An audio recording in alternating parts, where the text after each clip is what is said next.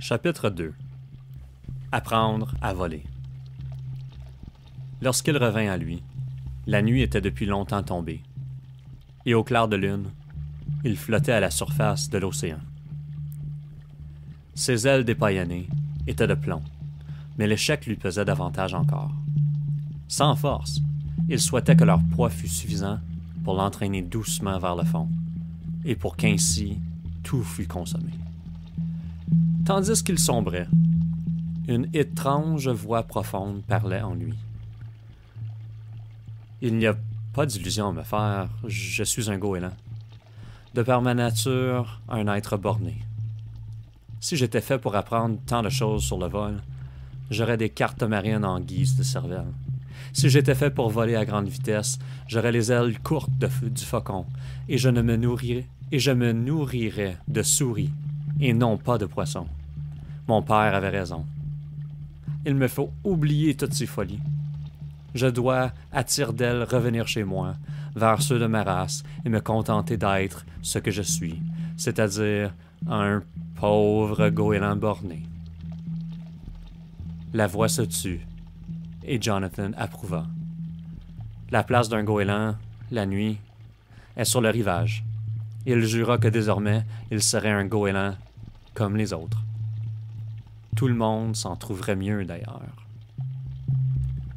Péniblement, il parvint à décoller de l'eau noire. Il se dirigea vers la terre, bien heureux alors de ce qu'il avait appris sur l'art d'économiser ses forces, en planant à basse altitude. « Eh bien oui, pensa-t-il, j'en ai assez de tout ce que j'ai appris. Je suis un goéland comme tous les autres goélands, et je me contenterai de voler comme vole n'importe lequel d'entre eux. » Et dans sa hâte à gagner le virage, il se mit à battre des ailes avec énergie, se hissant non sans peine à une trentaine de mètres. D'avoir décidé de redevenir l'un quelconque des membres de la communauté, il se sentit réconforté. Il combattrait désormais cette force qui le poussait à apprendre. Il n'y aurait plus de défis, et donc plus d'échecs. Il était plaisant de ne plus penser, enfin, et de voler ainsi dans le noir, vers les lumières de la plage. Le noir! La voix en lui s'étrangla. Les goélands jamais ne volent dans le noir. Mais Jonathan ne l'entendit pas. Tout était si beau. La lune là-haut, les lumières se reflétant sur l'eau, allumant dans la nuit comme des faisceaux de phare montrant la route. Tout était tellement paisible et silencieux. « Hey, veux-tu descendre? Ne sais-tu pas que les goélands ne volent jamais dans le noir? Si tu étais fait pour voler dans le noir, tu aurais les yeux de la chouette. Tu aurais des cartes marines en guise de cervelle.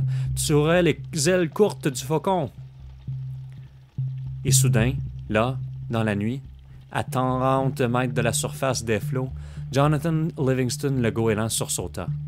Sa souffrance était oubliée.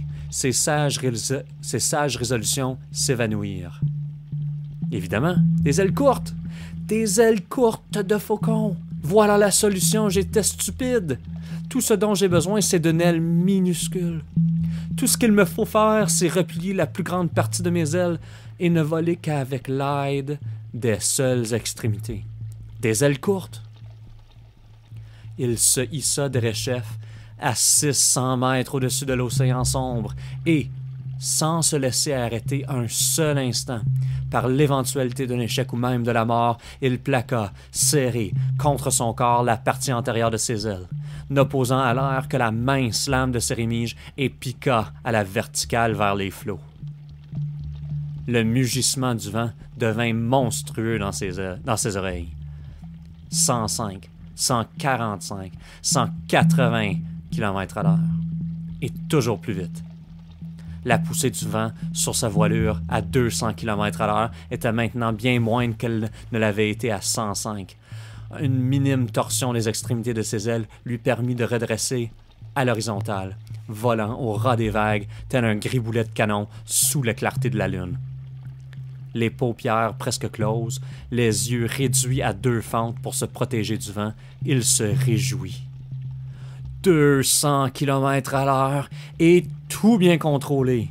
Alors si je pique de 1500 mètres au lieu de 600, je me demande quelle allure.